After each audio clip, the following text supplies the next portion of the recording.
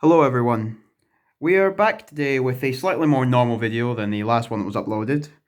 In this video we're going to be discussing the recent Intellivision Amico special event.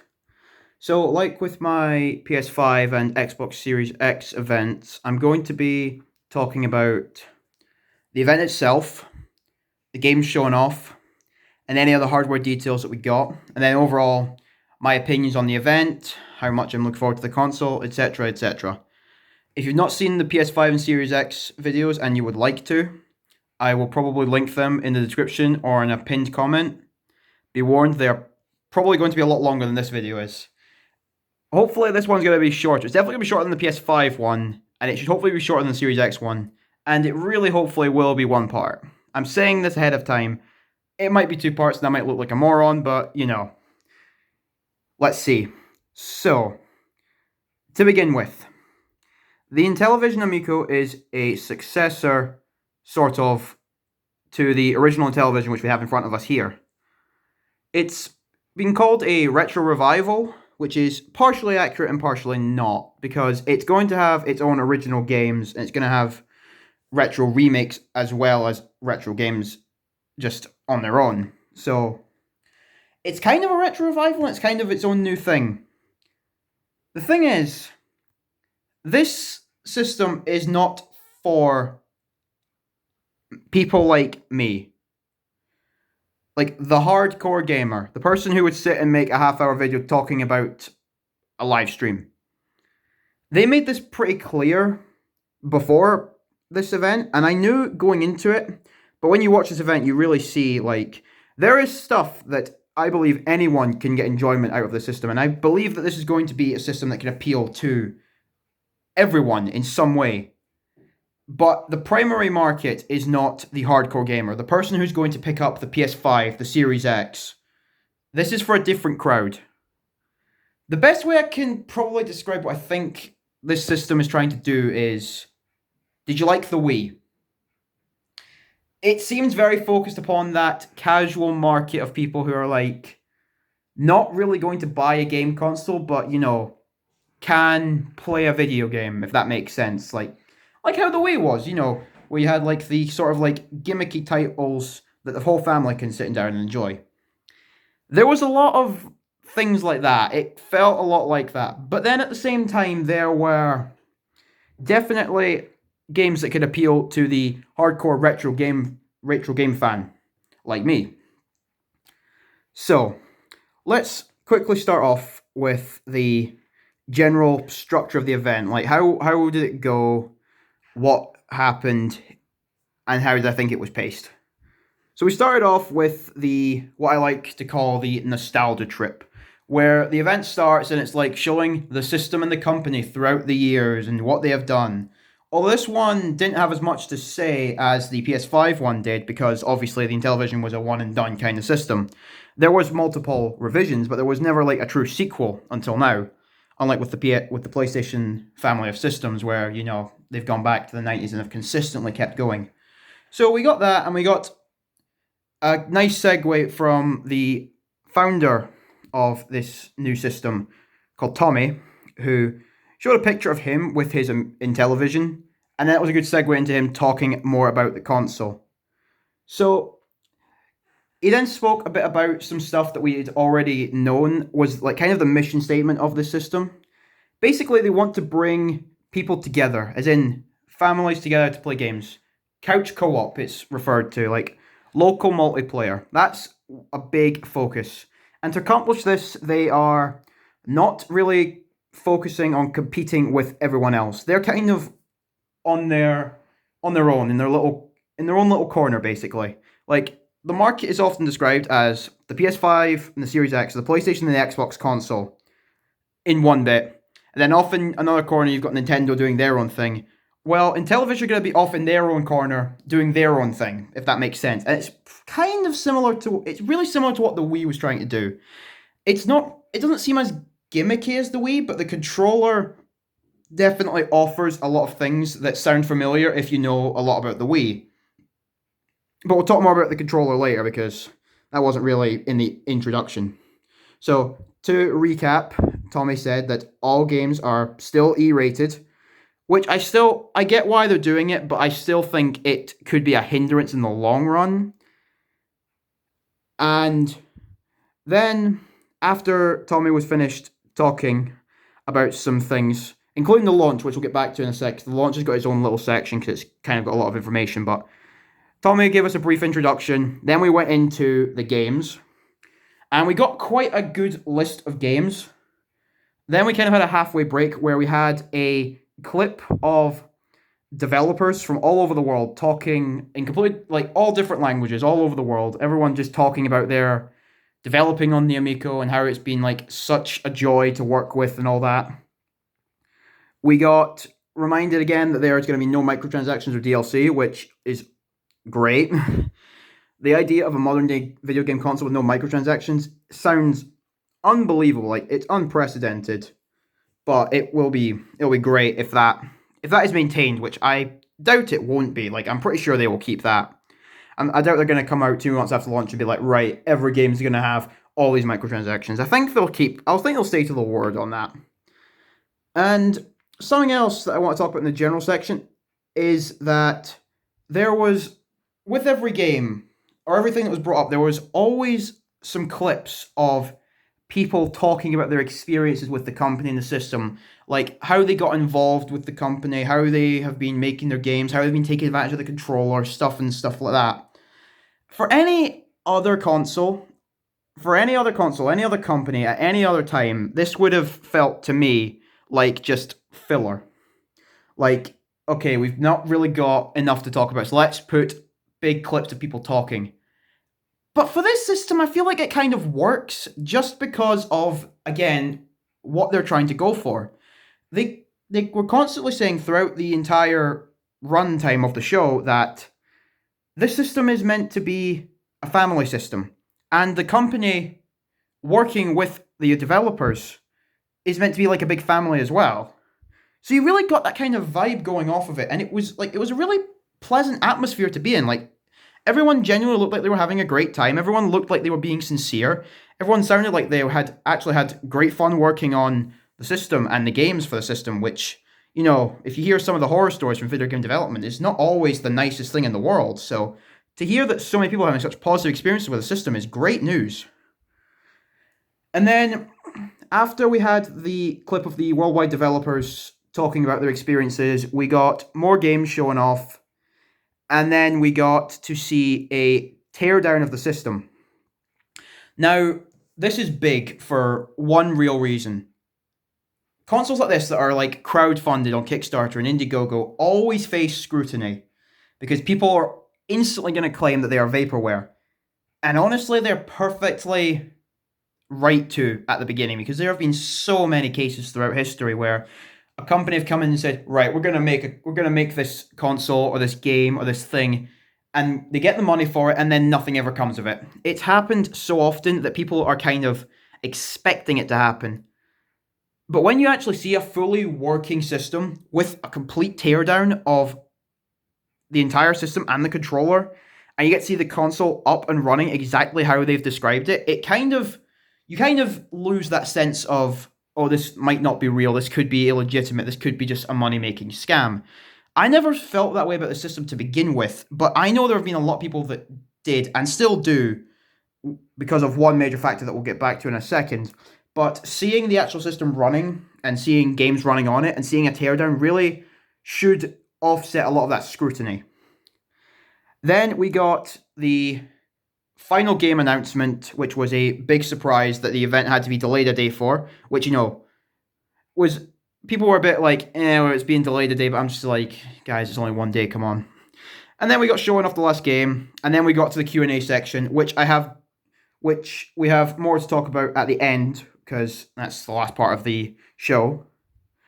But before we get into all the games that were showing off, I just want to talk a little bit about the launch, because there's actually a surprising amount of information that we didn't have. To be fair, a lot of systems that were meant to come out this year or are coming out this year have a lot of information missing, like pricing, where you can pre-order it, all that stuff. So, the original launch date was the 10th of October 2020, and Tommy wanted to release the system on that day in honor of a loss of a family member, which, if that doesn't tell you that he really wanted to get this thing out on that day, then I don't know what could convince you. But unfortunately, with the current state of the world, with the pandemic and everything, that's no longer a possibility. It would mean they would have to forego quality to meet a deadline, which they were very unwilling to do. Like, they did not want to compromise the quality of the games and the system just to meet a deadline. So the new planned release date is April 15th, 2021, which is perfectly understandable. Like, people are saying, oh yeah, this means it's vaporware, but to that I just say, have you noticed that we're in the middle of a global pandemic? Everything's being delayed. Like, everything in the world is being delayed. Not just video games, but everything is getting delayed or cancelled. Things are happening that are out of our control, and we're just going to have to deal with it. So, they were saying how heavily the pandemic has actually impacted the company.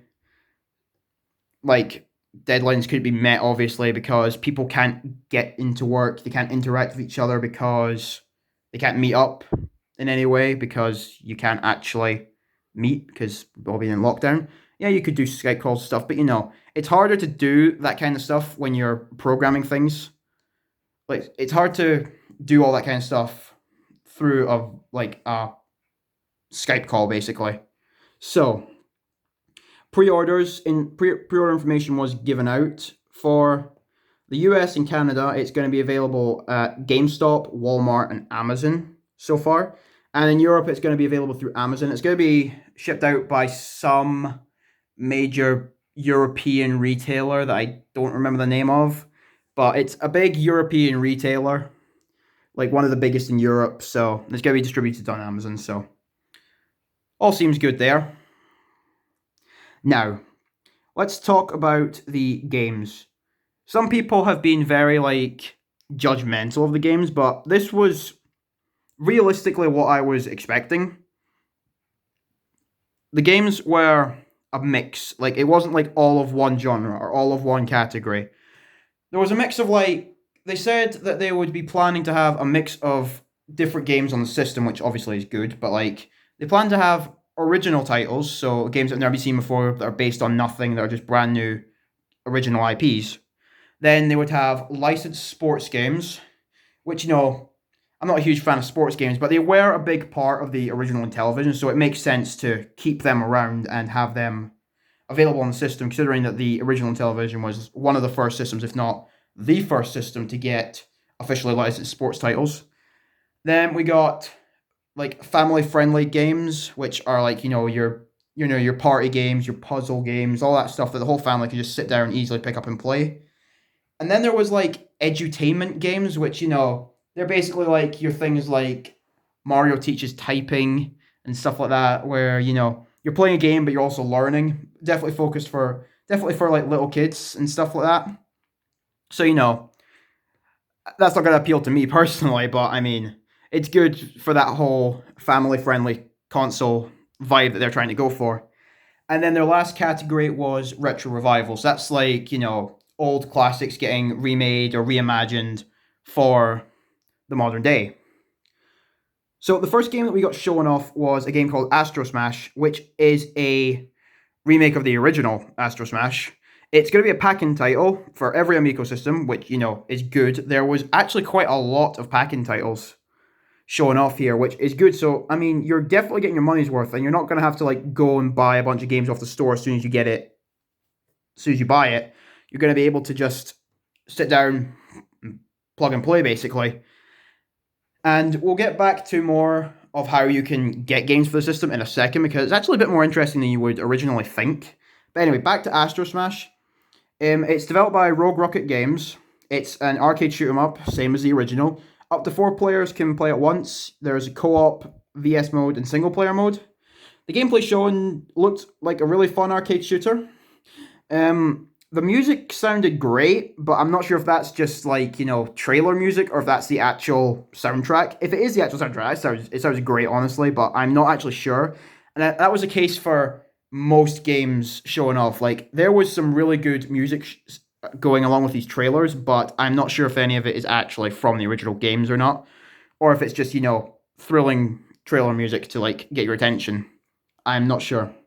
But Astro Smash looked like a definite interesting game, and it looked like a lot of fun, and it's going to be a package title, so everybody's going to get to play it. Then we got a game called Battle Tanks, which is also based off of older titles. It's a mix of two games on the original Intellivision, and I can't remember the names of them. It's a top-down tank shooter, as you may be able to guess from the name.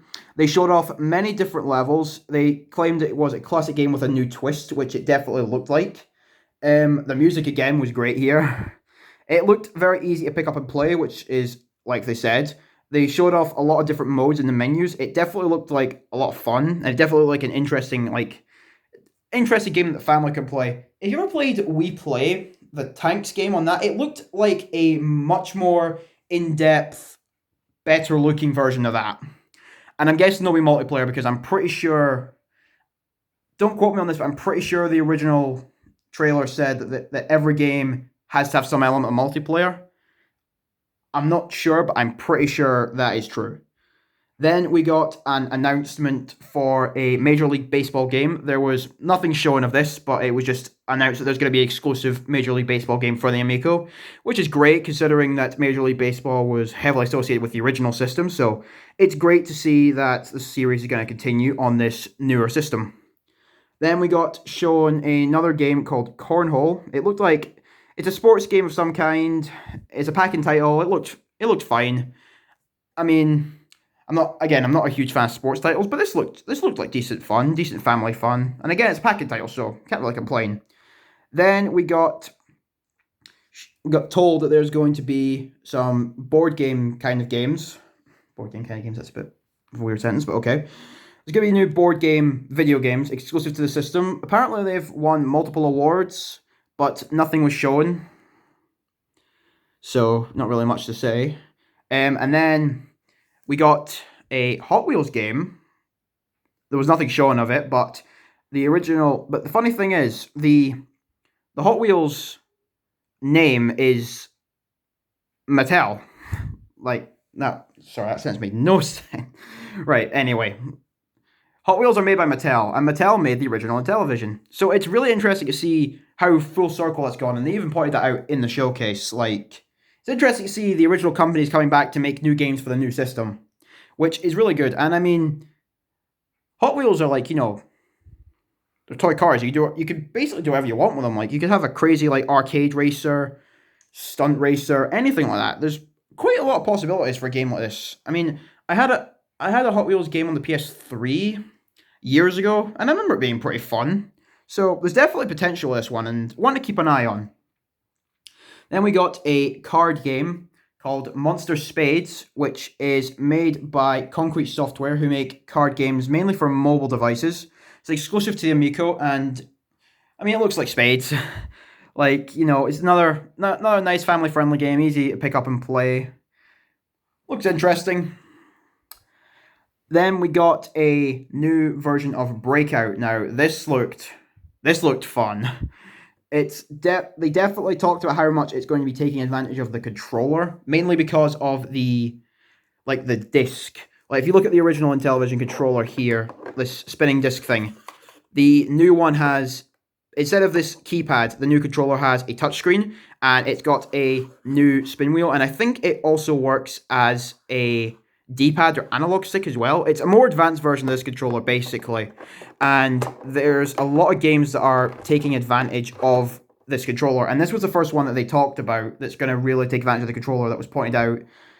It looked like it was described as a rhythm-based, spazzy graphical version of Breakout, and it looked like a lot of fun. Definitely looked really interesting, and I'll probably be picking that up because, I mean, I like the original Breakout. And Breakout has done much crazier games. Look at the PS1 game, for example. And then we got another retro revival called Missile Command. It's a new exclusive version for Amico. The visuals definitely look similar to Astro Smash, but I think that's probably what they were going for. There, again, was co-op and versus player mode, as well as single player. The gameplay shown did look like fun, and it just looked like an arcade-style shooter, which is exactly what it is. So, another definitely interesting looking game, probably one that I will pick up, because, the biggest sell for me is probably these new retro games and the older retro games for the Intellivision, and I think Atari 2600 games are coming as well, that are hard to find or more expensive, and this will be an easier way to obtain some of those. So the retro revivals are definitely what was interesting to me the most out of most of the games, and the original titles as well, which we'll get to. Then we got a family game called Liar's Dice. We got some gameplay of this. It kind of looked like a simple puzzle game. It might be like Mario Party, maybe. I'm not entirely sure. I don't know if it'll be as complex as Mario Party. We did get some gameplay, but it was like just of the playable characters, like rolling a dice like you would in Mario Party. I didn't see a board or anything, so I'm not sure what that was really, because we didn't get a lot of gameplay, but keep an eye on it and see. Then we got an original title called Finnegan Fox, which is a 2D platformer, which, you know, they're always interesting. Platformers are great. The art style looked very similar to Rayman 1 on the Atari Jaguar and PlayStation 1 and other systems. It looked, and the art style on Rayman 1 is really, like, very interesting, very colorful, very vibrant, and I definitely got that vibe off of this game. We got still images showing as well as a very small bit of gameplay at the very end. It did look fun, but again, we didn't actually see a lot of it, so it's hard to really say at the moment. Then we got a racing stunt bike game called Evel Knievel, based off of the actual stunt biker. So we mostly got live action footage of Evel Knievel doing multiple stunts and a lot of falling down, which was something that they were like, you know, like an interview with the oldest son of Evel Knievel, saying like they wanted to, like, you know, teach how it's okay to like fall or fail and then just get back up again and keep going. You can't just, like, you know, stay down forever. You've got to get back up and you've got to keep trying, which was a great message, and it looked really and it was like, you know, it's a good message and everything, and the game itself looked pretty fun. It kind of looked like a modern Excite bike, maybe. Definitely looked interesting. Then we got another retro revival called Bomb Squad, reimagining of Bomb Squad, obviously, a classic Intellivision game. Now, this one was interesting because this one's going to be using the LEDs on the console. If you've not seen a picture of the console, there'll be one in the thumbnail, but the system has LEDs around it. And I was under the impression it would be like the PS4, where it would just be like the light would just be on and it would just stay on, or you could maybe turn it off, I don't know, because there's quite a lot. But this one is actually going to be used in some games to like add extra immersion. Like, for example, like, since this is a bomb defusal game, you would like, the system might start off with like blue or green lights, and then as you get closer to the bomb actually exploding, it might turn red or something. Definitely a very interesting use of the system.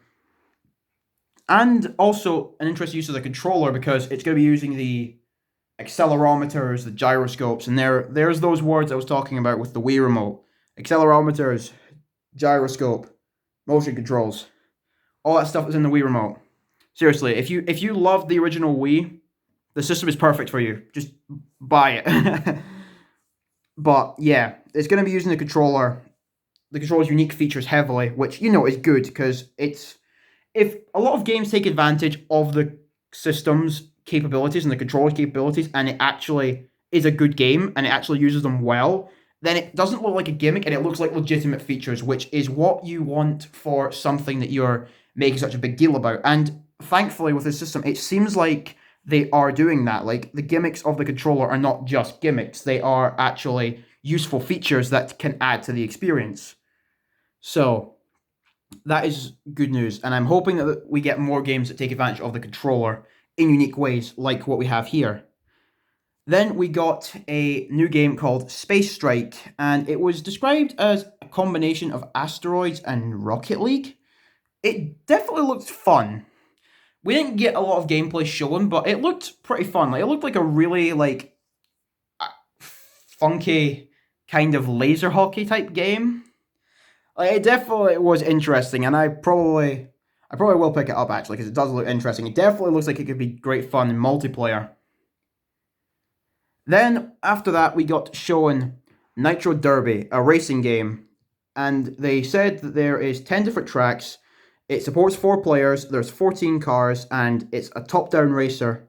And apparently it was a cancelled VR game at one point.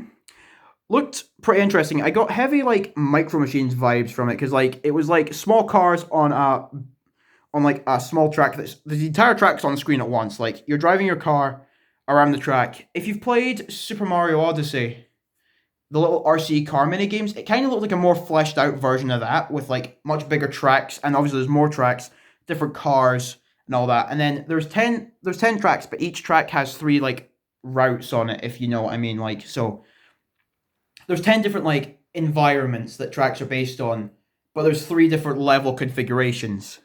And this one will have leaderboards. I'm not sure if that's online leaderboards or if that's local leaderboards, although I'm not sure what the point of a local leaderboard is really, but you never know. Then we got shown Rigid Force Redux, which is a space shooter, which looked like a lot of fun. And it's inspired by Ikaruga, which is one of the most famous space shooters of all time. One of the most acclaimed as well. So if you're inspired off Ikaruga, then, you know, you're looking good. So this definitely looked like a really fun space shooter. And again, it looked like a fun arcade-style shooter. The amount of times I wrote that during the conference is insane, but I mean, arcade-style shooters are popular. They've always been popular. They're always fun. And they're always a safe bet to, you know, say, here, looking for a fun game to spend half an hour on? Here you go. They're always good. And this was an Amico exclusive as well, which is great. Again, I can't remember. This could be complete garbage. This might be wrong, but I'm not sure if it said... I can for some reason remember them saying at some point that all games were exclusive to the system. Like, not in this showcase, but like previously. But I think that's wrong, but I'm just thinking maybe that is something they said. I honestly don't remember. Somebody can say if that's true or not, but I just keep getting that feeling like, did they say that? So all the games on the system may be exclusives, I don't know. Or timed exclusives at the least. Then we got our second last game, which is Moon Patrol. And the first level of this game has actually been put onto the Amico Club app. Unfortunately, I've not had time to actually play this level yet. But from what I've seen, it does look interesting. And we did get to see gameplay shown here in the event. It's a real reimagining of the classic. Like, it's really like, if you took the original Moon Patrol and said, make this look new, this is what you would come up with. Like, it really looks like a from the ground up reimagining, and it's really selling the idea of what this was trying to do. And again, fun arcade style shooter. No. But honestly, that's not meant to be like insulting. That's meant to be like, you know, the game looked fun and it is just an arcade shooter. But it definitely looked really interesting, and we did get a meeting with the original creator of the original game, and he was saying like how good it was to see the game back on a new system, still on the Intellivision though, which was good to see. Like, it's good to see that the original creator is fully on board with a new project. And then the final game that we got shown was Earthworm Jim, which is a game that has been talked about for a long time. A game that Tommy himself worked on before and is working on a new one now. And we got a interview with some members of the team talking about it and how good it's been to develop the game and how everything's been going. And then we got to see a split second of gameplay at the very end, or it could have even been a cinematic trailer. Definitely looks fun. It's going to be exclusive to Amico. Definitely one to keep an eye out for. And that concluded the games. So there was a good mix, I would say. I'd say the games shown provided something for everyone, really. Like, unless the only games you play are like, you know, like big story games, big like story-centric games like, you know, The Last of Us or something like that. Like, if that's what you're looking for, probably elsewhere. Probably look elsewhere. And if you're looking for like mature games, again, like The Last of Us, you're probably best looking somewhere else, because this probably won't have something for you. But for most people, I'd say there's something here that you can enjoy. There is definitely something on the system that you will enjoy if you pick it up. I would say, because they showed a big variety of games. And overall, pretty good. I'm pretty happy with the lineup that they provided. So now let's talk about the hardware. As I said earlier, we got a full breakdown of the system. And we got to see it up and running. We saw a prototype menu, which again, seeing it up and running, seeing a full working menu, seeing a game demoed on it, kind of, is sort of proof that it's really not vaporware. But I mean, if you're so skeptical, then I can't really convince you. And then the first level of Moon Patrol was put onto the Amico app. There wasn't a lot, that was just a small section of, them. They didn't say, what's inside the thing, how powerful is it, so on and so forth. I think all that information has already been put out, but there was some more stuff talked about the hardware in the Q&A section, which is what we're getting to now, because that was the last part of it. First off, they said that they had over 1,500 questions submitted. And obviously that's too many questions to answer in a reasonable amount of time. So they are going to be doing one Q&A every month, and they're going to be answering all of the questions eventually. I don't know if they'll take new questions, but every month for the foreseeable future, they're going to be doing Q&As on the system.